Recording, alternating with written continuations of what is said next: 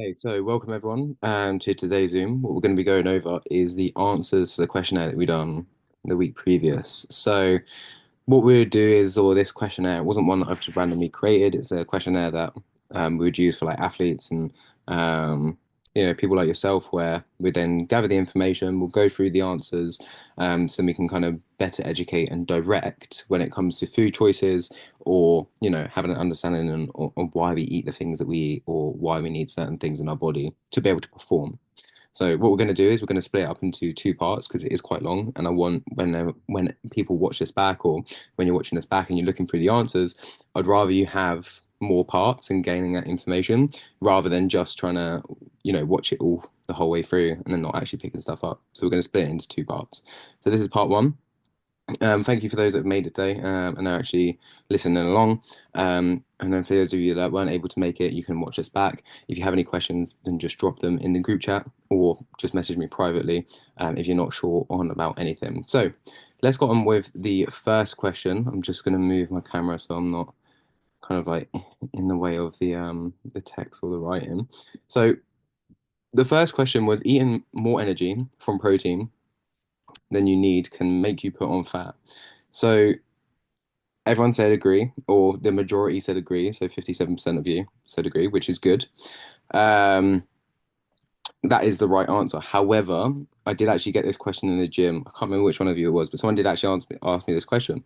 Now, there is a little bit of a technicality behind this because, so I put descriptions on the side here so you can kind of read, but I'll just explain it. So, what actually happens is protein itself, like it says here, it's not directly converted into fat, but the excess energy from protein, like that from carbohydrate or fats, will be stored as fat and not utilized by the body. So what I say is it's kind of like this filter that, when you eat protein, that will kind of be like the priority, and the body will start to break that down. It will utilize it. Now, if you have too much protein, what it will do is the body will just break it down and excrete it. But it will continue to kind of process that and use that. So what would happen is technically having too much protein won't make you put on fat, but having too much protein will be the primary source. So when you have carbohydrates, because your body is already focused on that protein, those carbohydrates that aren't being utilized by the body would then be stored. So it's almost like a bypass. If you have too much protein, it's not the protein that's putting on the fat. It's just that your body is too busy dealing with the protein and focusing on that when you do have carbohydrates or fats, that then gets stored because actually the body's like, okay, cool, I'm focused on the protein. We're not going to deal with this right now. Let's just store it because it can't store protein, if that makes sense. So essentially, let's say like we're in a storage system, we can't store the carbohydrates or fats right now. Just put it in the loading bay for the minute, and we're going to focus on trying to break down this protein so we can put it or get rid of it and put it into the bin. We'll come back for the fats and carbohydrates because we can store that and we can deal with that later. So that's just like a little bit of a technicality.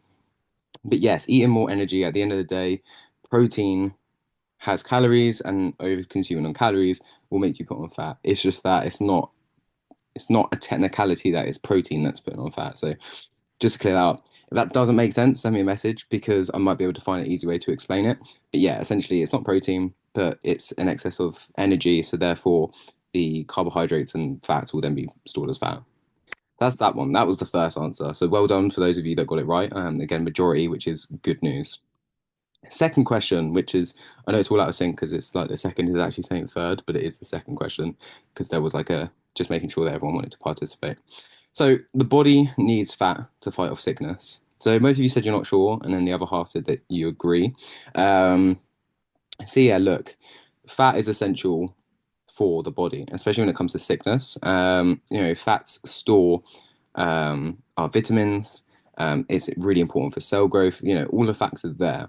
So I don't need to go like heavy into it, but it's important for our immune system. So when it comes to vitamins, we have fat soluble vitamins and we have water soluble vitamins. Our water soluble means that it can't be stored, it just kind of circulates around the body. It's like our vitamin C and our vitamin B. It's not really stored in the body. It's mostly water based. So our fat based vitamins, so like our A's, our D, C, E, F, G, whatever, not C, D, E, I don't even know the alphabet. Anyways, everything along from C. I don't know why it's so confusing for me at the minute. But yeah, everything along from C, apart from B and C, let's just say that all the other vitamins are stored in fat. So we can actually store them. And that's why we say don't have too much, or if you're taking like multivitamins, not to take too much because those vitamins are actually stored. With vitamin C and vitamin B, they're not. So, you need that consistent intake of those um, to kind of perform at your best.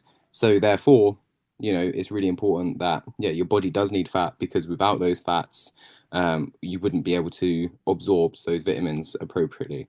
So yeah, maybe that was a little bit of a tangent, but in short term, yes, fat is really important for the body, and that's why we don't really cut out fats essentially. Cool. So, do you think cheddar cheese is high or low in fat? And I thought the best way to answer this, rather than just being like, "Oh yeah, high, everyone knows that," ding ding ding, I thought I'd actually go through kind of like the actual like nutritional label here.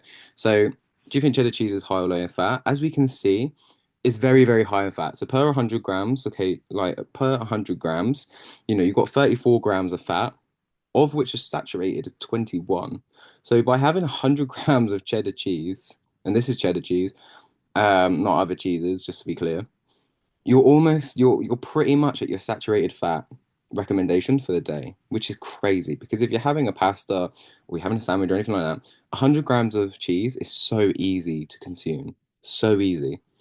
And the fact that that then contributes to your kind of like your saturated fat content for the day and how much fat it is, it's a massive, massive highlight to actually where, these hidden calories are or some things that you might not be realizing is racking up those calories in your diet. The pro side is it is a good source of protein, but it depends where you're at. If you're on a bulk and you're trying to gain weight, perfect. You're getting protein and fats, you're getting those calories in.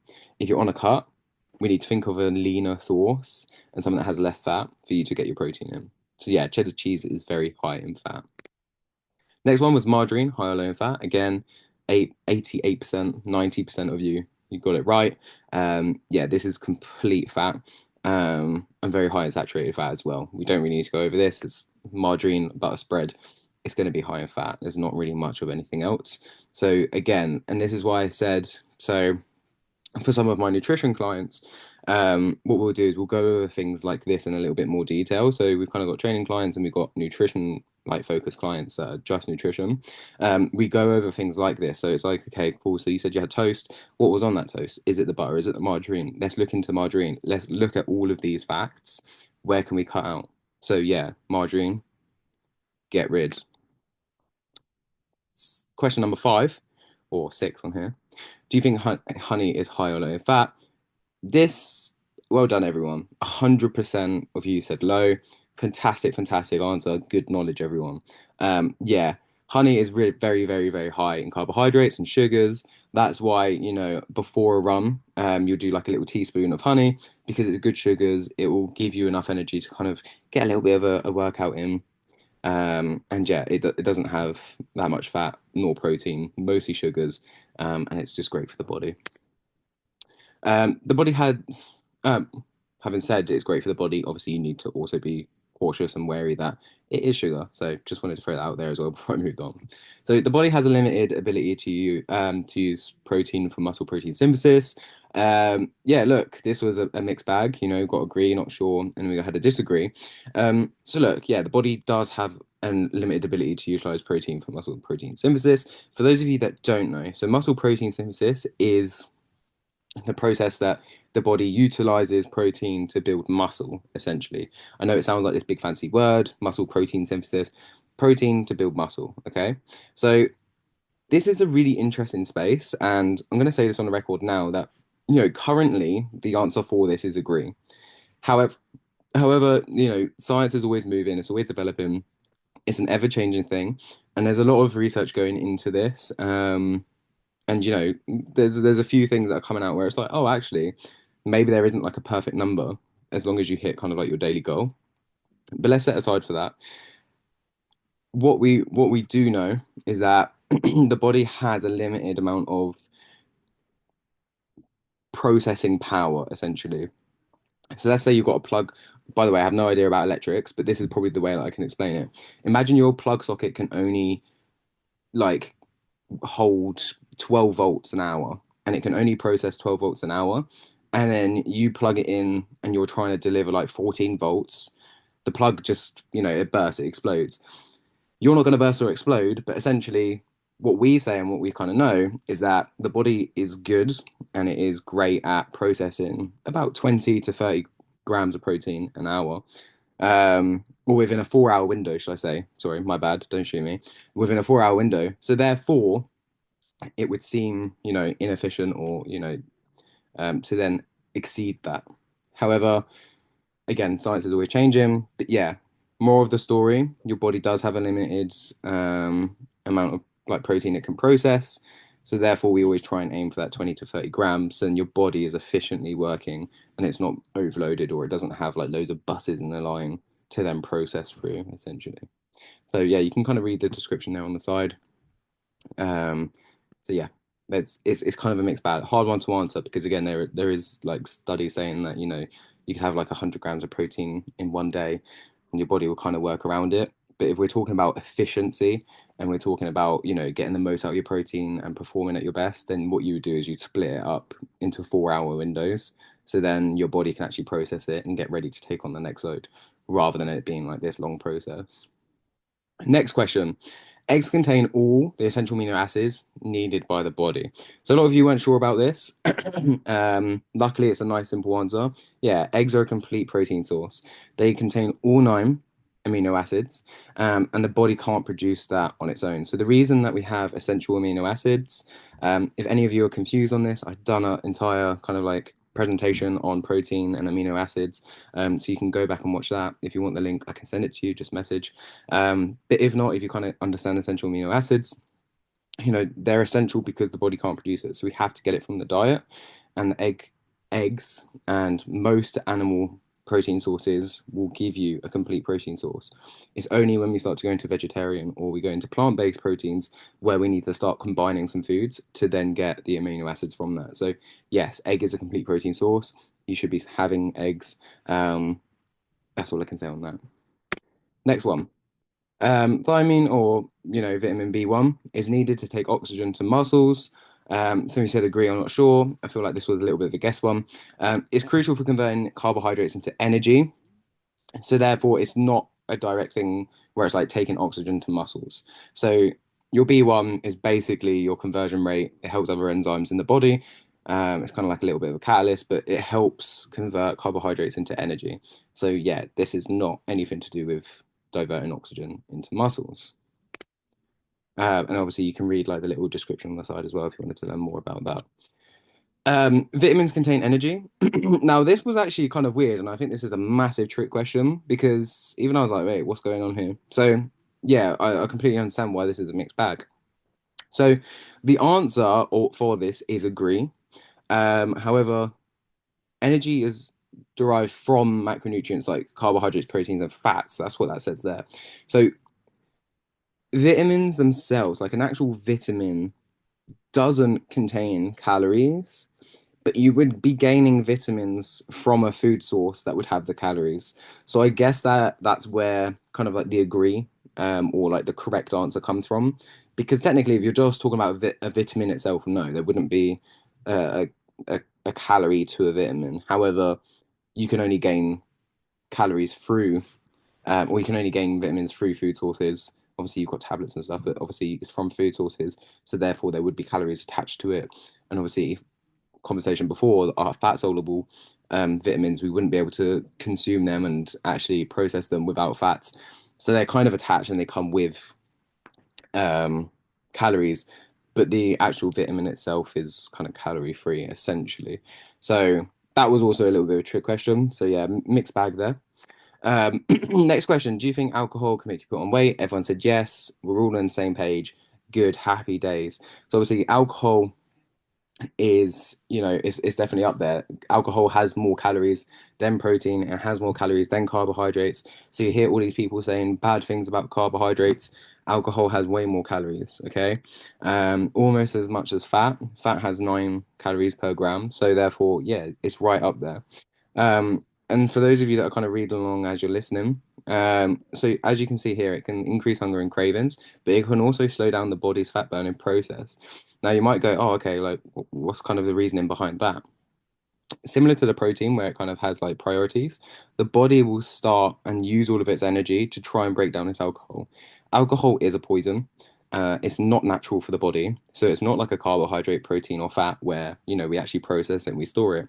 The body can't do anything with alcohol, so it spends all of its energy trying to break that down. So when you're having food and when you're having fat, it can't actually process that and it can't burn that away because it's too busy focusing on the alcohol. So for those like if anyone's like a heavy drinker or anything like that, and you're kind of focused on this kind of like, quote unquote beer belly, or you're finding it hard to lose weight, alcohol is going to be a massive version of that because your body spends so much of its time and energy focusing on that rather than actually burning the fat that's used for storage. So that's just like a little bit of reflection. Alcohol will hurt your kind of fat loss journey, and that's the reason why. However, yeah, alcohol will make you put on weight. Which then goes on to the next question. I have no description for this. I think this is more of just like an awareness, but yeah, binge drinking is generally defined as, and yes, the definition. Um, oh goodness. I thought we'd see A, B, C, D, which is how kind of the answers are. But yeah, everyone the majority got it right. So it is having 4 to 5 more standard alcoholic drinks on the same occasion. So that would be considered binge drinking. So that one, there's not really like any. This one was more of just like an awareness and something you should be aware of. That obviously it's binge drinking if you're having 4 or 5 alcoholic drinks on one occasion. So if it's like a barbecue or kind of like a meet up with, or like a gathering with the girls or the boys, having that 4 to 5 would be binge drinking. So that's more of just like an awareness question. Um, Now we get into kind of like the fueling side of it. So, do you think one banana has enough carbohydrate for recovery from intense exercise? And it goes into like an athlete as an example, but essentially, do you think that one medium banana has enough carbohydrate for recovery? And yeah, the answer is not enough. So again, majority got that right, so good. Um, Look, a medium banana, as it says here, look, it's about 30 grams of carbohydrates. Whereas recommendations for recovery when it comes to carbohydrates post workout would be about 1 or 1.2 grams of carbohydrates per kg. So what we'd be looking at is for myself, I'm let's just I'm probably rounded up to about 90 kg at the minute. So after exercise, and when we're talking about exercise, we're on about, you know, higher than moderate, so quite a substantial workout with a bit of cardio, I would be looking for something that would give me about 90 grams of carbohydrates to then be able to recover from that exercise. So that would be, like a small bowl of pasta or something that's a little bit more substantial. It wouldn't be a snack like a banana or a rice cake or anything like that. Post workout, pre workout, great. Pretty much spot on, exactly what you're looking for, because obviously you want to fuel the body and then your body will start to use its stores while you're working out to support that. But after workout, you need more as your glycogen stores have dropped. So if that got confusing, essentially you want a little bit of carbohydrate before your workout to fuel you. After you work out, you want more because you've used a lot of your stores, essentially. So yeah, the banana is not enough post-workout, but it is good pre-workout. Do you think 1 cup of cooked quinoa and 1 tin of tuna has enough carbohydrate for recovery? The answer is not enough because, quinoa is a good source of carbohydrate. However, the tuna was a little bit of a trick part to that. It obviously has protein. So when we're talking about recovery in total, um, if we're looking at carbohydrates, it needs to be more substantial. So yeah, a cup of quinoa isn't going to be enough right there. And the tuna, although a great source of protein, is not going to be enough.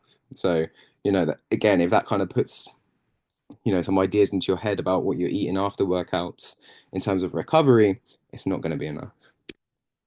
Next question. Do you think that 100 grams of chicken breast has enough protein? The answer is yes. Okay, so well done to over 50% of you got that one right. This one and this one, I want you to swing your mind back to the first question about, not the first question, swing your mind back, bring it a little bit more forward to the muscle protein synthesis question, where, we're looking for about 20 to 30 grams of protein every 4 hours to keep the body kind of stimulated and growing and activating muscle protein synthesis.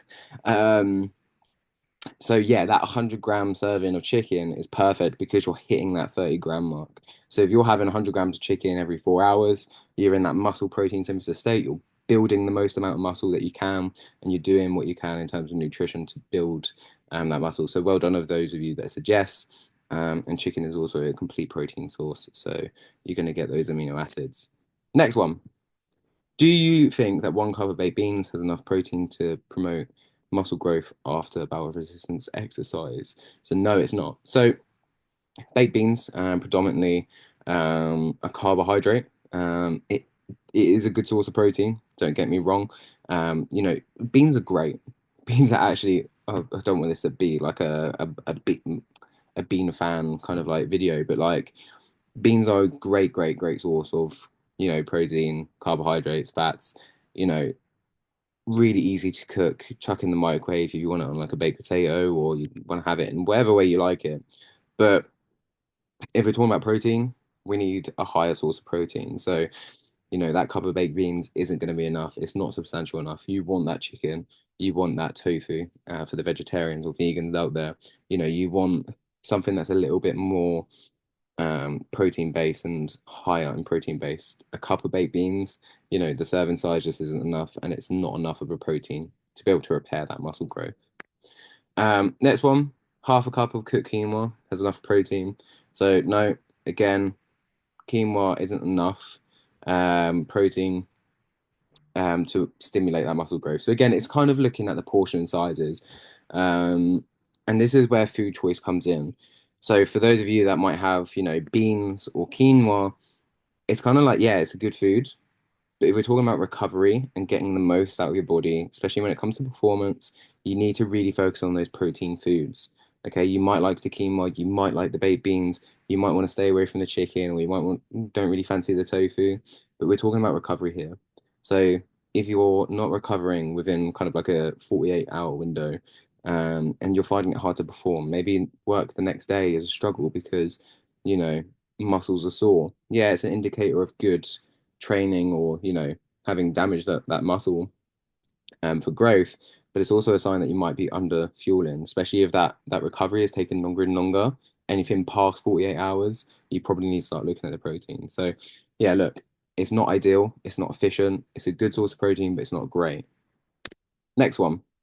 Eating more protein is the most important dietary change if you want to have more muscle. And I believe this is our last question. So, yeah, this is the end of part one. And this one was a great one to end on. So, 80% of you said agree. And the answer is disagree. And this kind of goes back to the very first answer that we started with, is that does protein help you put on more fat? And the answer was no, because protein itself doesn't convert into fat, right? All that happens is that, if you have too much protein, it will just bounce back the carbohydrates and fats, and that will be stored as fat, not the protein. So therefore, is protein the most important dietary change if you want to have more muscle? Yes, protein is great for building muscle. It's great for, that repair. And it's a great food choice, especially when you're looking at balanced diets. And for most people, you need to increase that protein intake. However, when it comes to a dietary change, that is one individual to the person, but also you need to focus on your carbohydrates. You know, without a sufficient source of like, carbohydrates, you're not going to be replenishing, that energy source. You're not going to be replenishing or fueling yourself for optimal performance. Without the fat, you're not going to have the vitamins and minerals and the storage you need. So if you get ill, how are you going to bounce back to your training? So therefore, protein is not the most important dietary change if you want to have more muscle, because by having more muscle or the process of building more muscle is also breaking it down and looking after your body, sleep, repair. Protein is just a part and protein is just a building block of that, but it's not the most important. So you need to look at everything as a whole. So I thought that was a nice one to end it on. Um, for those of you that said agree, you're not wrong because I imagine the kind of mindset you're coming from is, we're always getting smashed. You need more protein, you need more protein. And that's true. So it always seems like protein is at the forefront of the mind, but it's not always the most important. You need to make sure you've got a balance of everything. and you're also prioritizing that sleep. So that's the end of part one. Hopefully that wasn't too long. Hopefully you gained some information. Any questions, leave a comment down below, pop a comment in the group chat, or for my clients, obviously just message me privately. That's the end of part one. Part two will be tomorrow. I hope you enjoyed, and I'll see you in the next one.